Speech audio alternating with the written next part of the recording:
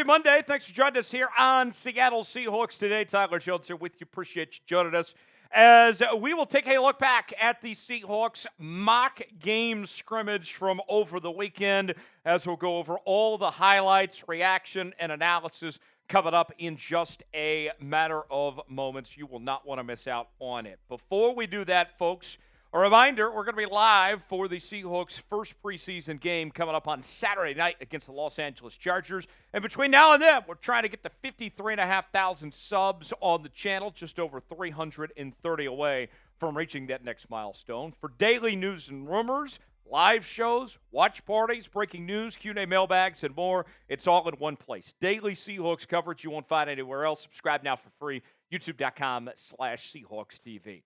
The annual mock game scrimmage took place on Saturday from Lumen Field, and I'll say this, we were very limited on the information out there, not much when it came to stats and video footage, if you will, but we try to do the best we can to give you an update on everything that happened. Geno Smith did not play, but there were plenty of standouts from Saturday's scrimmage.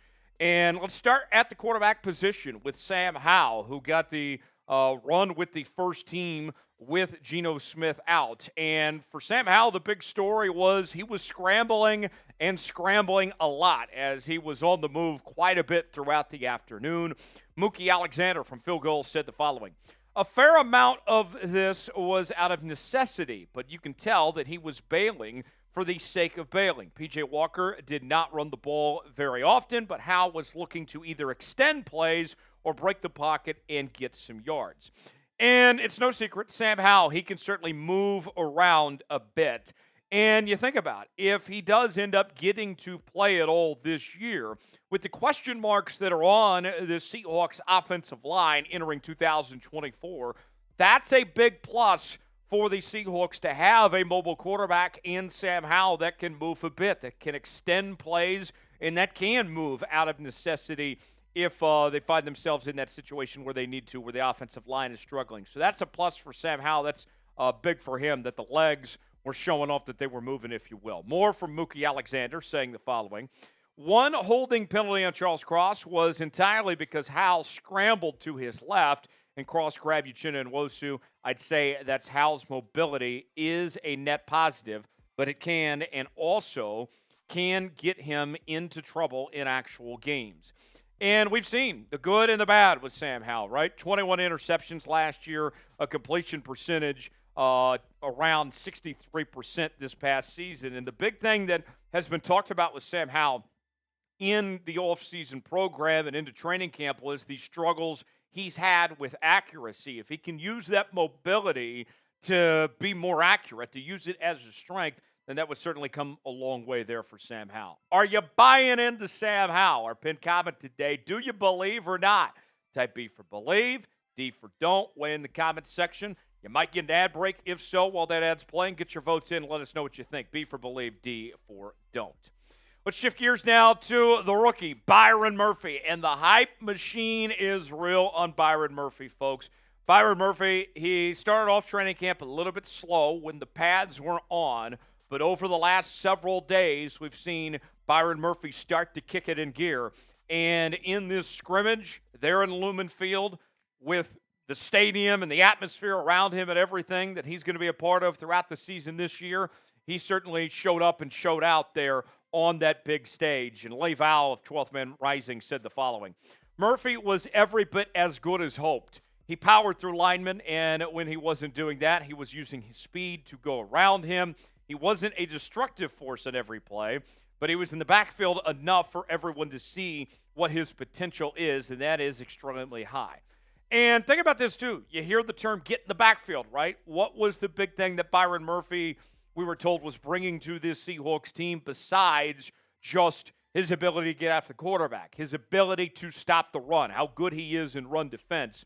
And so with that being said, with him showing off those skills, with already being a difference maker, getting into the backfield, that's a great sign. And, you know, I don't read too much into the slow start that he had. You put the pads on, he becomes a different football player. And he's shown that so far over the last several days. Mike Macdonald had some glowing things to say about Byron Murphy. And I'll be honest, before we show you this quote from Mike Macdonald, one thing that's been a theme throughout this offseason that we've heard from Mike Macdonald, he's been kind of tough on Byron Murphy when he's talked about him to the press, to the media over the last several months. So the fact he said something very positive here, to me, that's a really good sign for Byron Murphy. Listen to this from Macdonald. He's a force in there. I think the guys see it. I'm pleased with his effort. The guy brings it every day. He's a rookie. There's things that we want to attack, but he's a savvy football player. He knows what he's doing out there. He's not lost. He plays fast, plays rugged. So I think the future is bright for Mr. Murphy. Byron Murphy coming off a season where he was one of the best defensive linemen in all of college football last year with 5 sacks, 8.5 tackles for loss, 29 tackles, and 45 pressures. And you have to think that he's going to be a difference maker immediately. And the goal is to have him in the rotation and get as much playing time as possible right away. We'll see how quickly he comes along there. More to come from the Seahawks mock scrimmage in just a moment. But first, let's tell you about today's sponsor. That is Game Time. Game Time, the place to go for last-minute tickets. The best seats and the lowest prices guaranteed. Game Time is an authorized ticket marketplace of Major League Baseball, which makes getting tickets faster and easier. Prices on the Game Time app actually go down the closer it gets to first pitch. With killer last-minute deals, all-in prices, views from your seat, and their lowest price guarantee, Game Time takes the guesswork out of buying MLB tickets. Save up to 60% off buying last minute for sports, concerts, comedy shows, theater productions, and more. Here's how it works. Choose the event you want to go to. Maybe it's the Seahawks preseason game or a Seattle Mariners game, all sorts of different events to choose from. They get the prices listed. Then you pick out your seat, see if you like that seat or not, get the visual, if you will. And then you're checking out with Apple Pay, Google Pay, Venmo, all major credit card providers. And that's not all, folks. Download the Game Time app, create an account, and use code CHATSPORTS for $20 off at your first purchase. Terms apply. Again, create an account and redeem code CHATSPORTS for $20 off. Download Game Time today. Last-minute tickets, lowest prices, guaranteed. Let's shift gears now back to the offense. More Bobo, more Jake Bobo. You guys have been wanting to see more Jake Bobo, and in the mock scrimmage, we got some more Bobo, folks, as Jake Bobo was terrific in his performance on Saturday. Lee Val of 12th Man Rising saying the following. Bobo has had a great training camp overall, but he likely cemented his place as wide receiver 4 if there was any doubt during the mock game.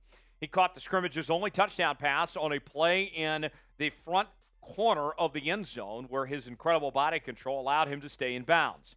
Just like his impressive training camp last year, Bobo has shown he has better than expected athleticism, sure hands, and will do anything to help his team win, and normally does so at a high level. And you think about it, Jake Bobo, no, not the fastest guy in the world by any means, but the athleticism, he certainly makes up for what he lacks in speed. And I think that this wasn't just a one-hit wonder for the Seattle Seahawks last year, that they found a nice piece in Jake Bobo. And think about this as we go into 2024. If something were to happen to DK or Tyler Lockett or JSN, just the nature of the beast, at some point this season you're likely going to see an injury to one of those three. Jake Bobo, I think I've seen enough from him that he can step into the fold and get the job done, and you don't feel like you're lacking too much for a short time being if Jake Bobo needs to step into that role. Last season, we saw him play in all 17 games, had 19 catches, 196 yards, over 10 yards of reception, 2 touchdowns. Jake Bobo, he's just getting started, folks.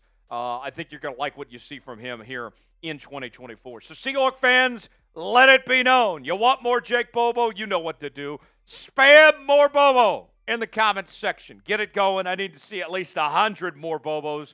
Show some love to Jake Bobo. You want to see more Bobo? Make it happen. Spam it in the comments section below.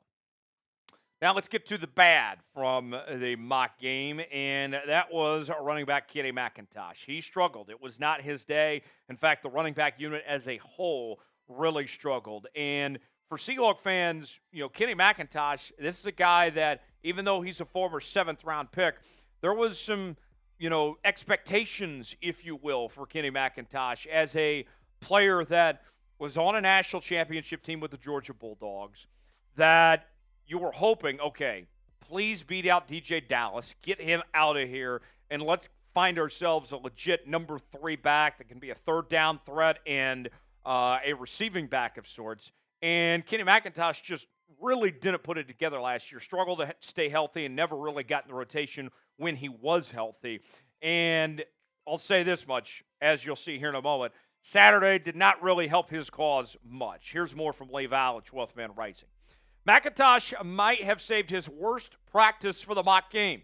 He dropped a pass on a check down and did nothing of note otherwise. Worse, he might have lost ground and eventual reps to a player. He's battling for snaps with George Holani.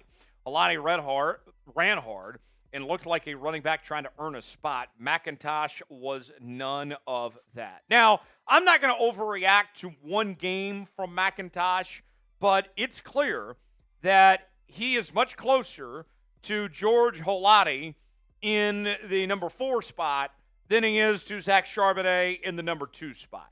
He's got work to do. For a guy that only played in 3 games last year, was mostly involved in special teams and all that, he's got more to do if he is going to submit himself. Because, look, if Kenny McIntosh can show off the skill set, if he can be a consistent football player, there's certainly a role for him on this team. But he's got to prove it first. He's still got to go out there and show what he's made of, especially when it comes to being a pass catcher. Can't have days like we saw on Saturday. Last one on our takeaways from the mock game. The corner room for the Seattle Seahawks, just as a whole, was very impressive, as described by Mookie Alexander from Phil Goals, who said the following. Keeping in mind that Mike Jackson Sr. remains out with injury, the cornerback room is so exciting. Devin Witherspoon got back at DK, I suppose, by shutting off a Sam Howell red zone throw into the end zone. Metcalf never had positioning, and Witherspoon had it.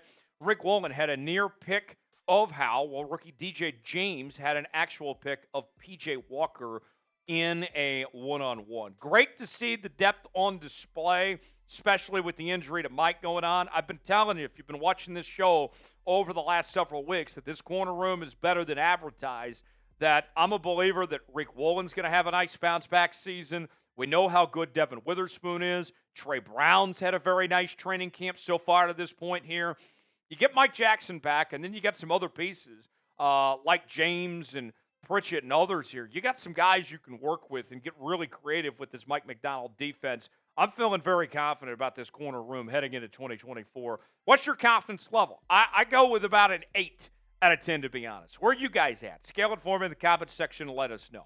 For continuing Seahawks coverage, subscribe now to Seahawks Today for free. We will be live coming up later this week for our watch party coming up on Saturday night. We will see you then. YouTube.com/SeahawksTV. I'm Tyler Jones. We'll see you next time.